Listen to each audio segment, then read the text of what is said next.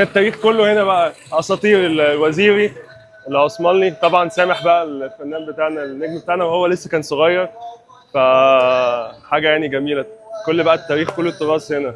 آلات بقى دي برضو قديمه. كل حتى الاغاني بتاعتنا اللي مسجلينها وعاملينها واللي هتنزل ان شاء الله قريب على كل البلاتفورمز معموله بالسمسميه الطبق، هي 5 اوتار او 6 اوتار. بس فيلا بينا بقى.